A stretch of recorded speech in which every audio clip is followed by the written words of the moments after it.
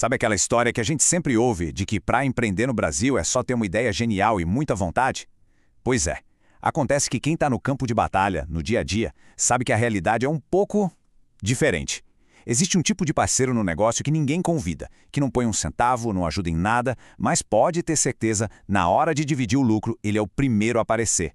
É uma figura silenciosa que está em todo lugar e que acaba definindo o jogo para todo mundo. E o interessante é que essa análise vem de uma perspectiva rara, de quem já esteve dos dois lados do balcão. De um lado, a gente tem a máquina pública, com a lógica do processo, do carimbo, do protocolo, tudo tem que seguir um rito. Do outro lado, a gente tem o comércio, a empresa, onde a lógica é outra, é a do caixa, do cliente, do resultado no fim do mês. Ter essa visão completa ajuda a entender por que essa máquina muitas vezes parece que foi feita só para complicar a vida de quem quer produzir. Então vamos lá, vamos finalmente dar um nome e um rosto para essa figura central da nossa conversa. Afinal, quem é esse sócio que está em toda a empresa, mas que, olha, ninguém chamou para a sociedade? O nome dele é sócio oculto. E a ideia por trás desse nome é bem direta. O Estado age não só como um fiscalizador, mas como um parceiro que foi imposto a você. Só que é um parceiro que joga com regras próprias e, claro, sempre a favor dele mesmo. Agora, essa tabela aqui deixa o desequilíbrio muito claro. Um sócio de verdade, um parceiro de carne e osso, ele assume o risco junto, ele trabalha lado a lado. Já o sócio oculto, para ele, o risco é zero. Ele não bota a mão na massa, mas a parte dele no lucro, essa é garantida. E talvez o ponto mais cruel seja esse último. Se o negócio quebra, um sócio real perde o que investiu. O Estado? Não. Ele simplesmente vai lá e executa a sua dívida. O sonho vira um pesadelo. E não estamos falando de pouco, não. Esse número na tela dá uma dimensão do tamanho da mordida. Cerca de 30%. Pensa comigo, de cada R$ 10 de lucro que uma empresa gera, com todo o suor, com todo o risco, R$ 3 vão direto para o bolso desse sócio que não fez absolutamente nada para ajudar. É um dinheiro que podia virar mais um emprego, um investimento, ou simplesmente a recompensa justa pelo trabalho. Agora vamos ver como esse sócio oculto age na prática. Porque ele não só leva uma fatia do bolo, ele também torna a tarefa de fazer o bolo uma missão quase impossível. E ele faz isso de duas maneiras principais, com uma complexidade absurda e com um custo altíssimo. E aqui que a gente vê uma coisa que chega a ser desleal.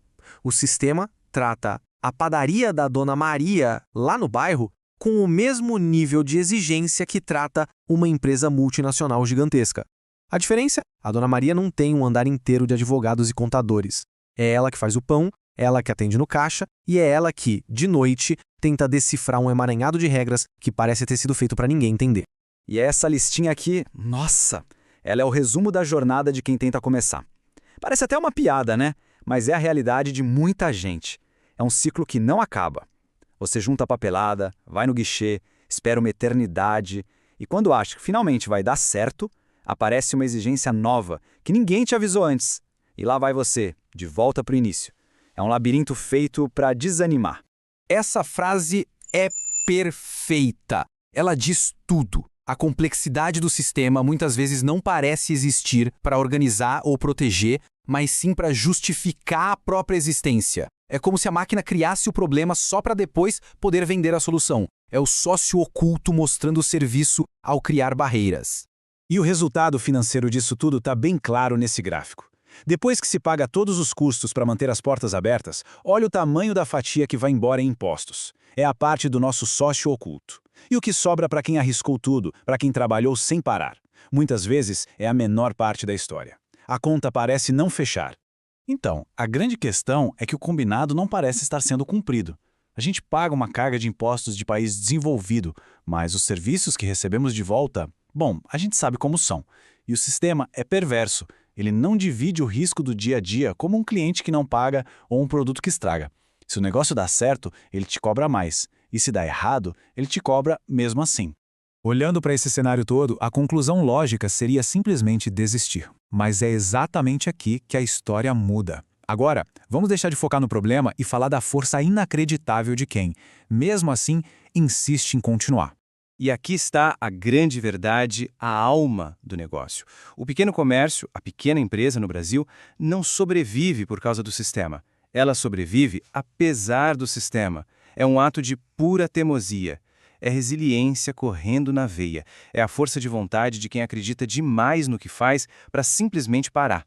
Eu acho essa frase sensacional, porque ela dá o real valor a um gesto tão comum. Abrir as portas do negócio todo dia não é só mais um dia de trabalho, é um ato de rebeldia. É um recado claro, um desafio diário contra tudo que atrapalha. Cada negócio que segue de pé é uma pequena, mas gigante vitória.